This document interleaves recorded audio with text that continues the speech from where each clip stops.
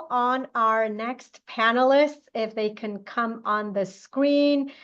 Refugio, thank you for being here. Refu, Monica, hi. Jorge, yes. Oh my God, I'm just like here in the, with all of you. It's so exciting, so exciting.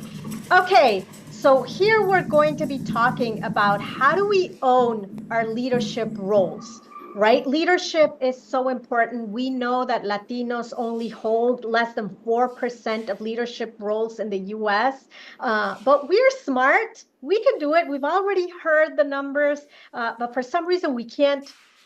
Something stops us. We can't own our worth and get to that next level, but the three of you have. The three of you have broken those barriers, have broken those ceilings, and you're not only doing that, but you're doing that for others and paving the way for others to come. So I want to hear all the details from you, and for our audience, how do we then get there? And we're starting to hear about mindset. Mindset is really like that first thing of us believing in ourselves to be able to do that. But we have a lot of limiting beliefs, right? And that either we have, or that we've inherited from our culture, from our backgrounds, from our lived experiences. So what have you seen from your front in terms of those limiting beliefs that we now need to turn and embrace, so that we can embrace our leadership identity, and how do I shift our perspective? And I want to start with you, Ref. Yeah, thanks. And thanks for having me. This is phenomenal. I know I think three of us males on here, which is phenomenal. So Jorge, good to meet you. For me, for me, my journey is confidence. Number one, I keep hearing imposter syndrome come up. And I address that, to be honest. I have leadership programs in my book. I address imposter syndrome phenomenon right away. It was interesting is I started my own leadership journey. I'm just saying I'm 52, and I didn't really get into leadership, like really start thinking about it until I was about 45. And it was interesting because, I'm a project program manager by trade, and I always got the best projects, the best programs, and I worked hard, and I was a good, really strong performer, but I never got promoted to these senior level roles, right? And so I remember I went to the chief of staff of the CEO. I worked for United at the time, United Airlines. I was like, what am I doing? What am I not doing? And she was Latina. And she's like, you got to work on your executive presence, your brand, right? Your communication. You have to get involved with the organization through ERGs and all this stuff, right? You gotta add impact across the organization. And I remember saying, I was like, what's all that, right? Bottom line is I started teaching myself. I started studying. So I took programs. I did a lot of YouTube. I got books, right? But I studied hard. I started expanding my network, especially at that VP level, and introducing myself. I started dressing better, right? And because back then it was just polos and jeans or whatever I was wearing. But I got really serious about my image. I got really serious about my growth. And I shared that growth. I talked to my manager and I talked to my mentors, right? I made it real. And then I just started practicing, and I failed, which is okay, right? It's part of the process. But now I mastered those things, right? And it was because of that one conversation with a Latina who says to get to these leadership positions. I remember she goes, a lot of people get stuck at that middle management role because they focus on their core, their hard skills. If you're accountant, you're accountant, or project manager, you focus on project managing. She goes, in order to get to those senior leadership positions, it's 85% soft skills, only 15% hard skills, right? So there's a flip, and I didn't know that. So once I knew about the flip, I started studying all these different topics, right? And that's the topics I just covered. So that totally transformed me in my leadership. And now I became a student of leadership. And now I'm a teacher of leadership. I take it extremely seriously. Leadership is essential, should be part of your job. Literally, you have your core job, and leadership should be right there with it. If you want to accelerate in the workplace, your competition, I'm just saying the white people, they're all studying leadership, all of them, right? The ones that get these positions are strong leadership students. So if you want to compete, be a strong leadership student, practitioner, and it'll open up doors for you. So that's my story. I love that. And we're going to talk a little bit more about everything that you've said, but I want to hear from Monica. Hi, everyone. My name is Monica Marquez, and I am the co-founder and chief learning officer at Beyond Barriers, which is a what we like to call the world's first career fitness app that is helping individuals navigate their career, kind of like the CrossFit for career.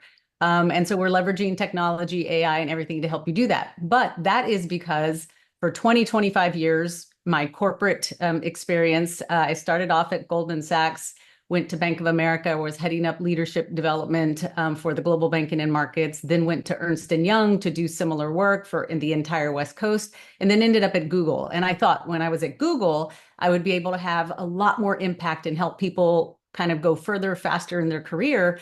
But I realized in all of these organizations, it was a little bit of the same song, different DJ, right? The same kind of systemic barriers, the same kinds of obstacles were still getting in the way of lots of women and BIPOC professionals, and especially Latinas, right? But one of the significant limiting factors that I found was that we all have this internalized belief that we need to fit in. A little bit like Refugio was saying, is that, we immediately try to whitewash ourselves, right? And we try to fit in. And I remember early in my career, I was almost contorting myself like a pretzel to try to fit into something that I just wasn't me. And, I was trying to fit in rather than stand out. And many Latinas, including myself, have been conditioned to think that leadership looks a certain way, that it's often shaped by cultural norms, right? In many of these organizations, every single one of those organizations has their own culture. And the societal norms, the gender norms, and even our own cultural norms, right? Calladita, te ves más bonita. So you learn from a very young age that you need to, be quiet, make yourself smaller, fit in, and don't ruffle feathers. But those cultural norms, they don't reflect us, right?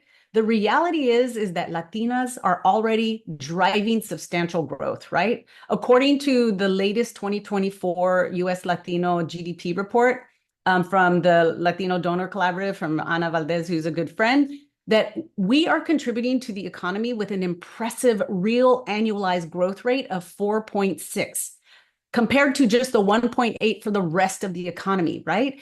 This shows that when we embrace our unique strengths, we can lead authentically and powerfully, right? Our perspective matters because if your companies know dollars and cents, if it's going to hit the bottom line, the Latino community, the Latino GDP is going to have a powerful impact. So you have that perspective. Own that. That's powerful. That's something worthy to hold on to. For me, that shift came when I recognized that my value lies in my difference, right? Not trying to blend in. I had a perspective that many others in the room didn't have, and I could tap into that cultural perspective that I have from a Latina perspective to kind of help our companies and other people to start to think, we need to tap into this GDP that no one else is paying attention to. So that is where you have to embrace that difference, right? And really start to understand, what are my cultural values that are wonderful, beautiful, and they've helped me thus far, but are they in conflict with the corporate values? And is it becoming unresourceful for me, right? And so you're going to have to learn to acculturate to what success looks like in your company, but not so much that you lose yourself, that you still hold on to that difference and say, I'll acculturate, I'm not going to assimilate. Because when we assimilate, we whitewash ourselves and we turn into something that we're not. But really, starting to get confidence of really pay attention, do the research around the Latino GDP report and how we're going to be this, minority majority in the economy, and people are paying attention. So hold on to that difference. That difference matters. And so be that authentic self, right? That's what it's all about. So for me, that's what shifted. And when I realized that that was power in my perspective, that is when I started really making traction and becoming that leader. And then I just wanted to kind of share the knowledge. So I left and built this company to help others shift that mindset and really understand, what do I want to be known for? I want to be known for bringing a different perspective. Absolutely. And we're definitely going to come to that. But Jorge, you also bring a completely different lens, because through your magazine, you're talking to these C-suite executives that have also broken the mold, but there's still that little thing that's missing. So we'd love to hear your thoughts. Yes, of course. And thank you very much for having me. This is a great discussion. First of all, yes, in the magazine, we have interviewed already around 3,000 leaders since we were founded 24 years ago. And we have had the privilege of interviewing them, but more in the sense of knowing their virtues, their values, their decision-making processes, their careers in a sense of not showing off, but kind of analyzing them. So we understand a little bit of how Latino leadership has been built in our society, in our community today. And of course, we have noticed some common trends that could help others to identify maybe those trends in themselves, or maybe just look for them. But the first one that I would like to feature or to talk about is, leadership is never something that you look for itself. It's like money. I mean, many people that have become rich, not many of them say, "Oh, I want to be rich, so that's my goal in life," right? No, they start doing something, and they do it well, and they build an asset on that, and they build on that asset a company, a business, whatever, and then they become rich as an outcome, right, of that effort and that career. The same is with leadership. I mean, you start doing something in whatever field you think it is. You can start by being the president of your class at school. Or you can become the president of an organization, or start your own company, or maybe have a political career. But you are focused on your career, and you're focused on your activity. And that activity of leadership has three main characteristics that we have noticed in most of the leaders that we have interviewed. One, maybe the very first one, is determination. So leaders that have, gone the distance and have arrived into some kind of leadership position, they are driven by determination. They don't accept a no for answer, and then keep trying and trying and trying, and they never quit. That is one of the characteristics that we have noticed. People that get tired or say, well, I have a plan B, maybe I can do that, or I can go through this route to see if it's easier or whatever, usually either take longer or never make it. So you need, what we have seen is that these people are very well determined. The second is that they are ambitious. They want to conquer, they want to advance. They want to beat the other one, beat the competition, be the best, impress the others, have a work acumen under their arms, that they can say, I want to do this, and I have been doing this for all these years. And that effort is hard work, right? It's hard work. They are early birds and late owls. Also, I mean, they work 14, 15 hours a day. They don't get tired. They don't expect, like someone to reward them. They reward themselves by the little advancements of every day. And the third one is a very interesting thing, which is kind of a sense of integrity, right? There's not a leader in the world that his or her prestige and career is backed by a strong integrity and reputational background. The leaders that have very weak reputations and backgrounds are usually the leaders that fell down. You want to be a leader, whatever leader it is, again, from the example on the class, or you need to be integral. So that's what we have noticed. I love that, Jorge, and I think you touch on a lot of the other points. We're coming to the end of this, so we're going to do a round robin of very specific questions. Ref, you have your leadership playbook, which is amazing, and I think it's helped a lot of people. What do you think we overlook from ourselves as Latinos that we should embrace and push forward and say, this is what makes us great and bring value to the table? On mute. You're on mute. You're on mute. Sorry. There you go. I'll lead with Latino since this is a Latino talk. It's interesting. I coach and mentor a lot. I'm a director of cultural competency and an ERG leader for the third world's largest pharma company. So I mentor a lot, coach a lot of Latinos. But what's interesting in my program and the people I mentor, 9 out of 10 are Latinas. And so what I'm seeing, the trend I'm seeing is the drive to excel, the drive to growth, right? Latinos are fire. I'm just going to say it. And because they're so ambitious, they're so easy to partner with, and they're so coachable, so easy so fun to work with, right? And so the thing I would say is take advantage of that natural passion and outwork everybody, and more importantly, outdevelop everybody. I know we're talking about own your worth, but own your development. I want to see Latinas take their development to the next level, and that's investing time, money, whatever it is. YouTube, that's free, right? Books, easy, $30, whatever it is. Programs, doesn't have to be any program. Got to develop yourself. Out-develop everybody, and you will succeed. Out-network everybody, right? Strategic networking. I have a whole chapter on that. You will succeed, right? That's going to move the needle. That's going to move the needle of representation. That's also going to, for instance, in corporate, I did a quick analysis, and this will be my last statement. In corporate, the manager level is Latinos. We're stuck at middle management, which is like average 140,000 across the U.S. With these new concepts, as you accelerate, get to the director level, now you're making 250, 300, 400,000 a year. Now you can actually create wealth in meaningful ways, right? That's a different type of wealth. Talking about wealth, right? So that's the power of this. At the end of the day, it's wealth for you, your family, and generations of your family. So I'll leave you with that. Thank you. Thank you so much.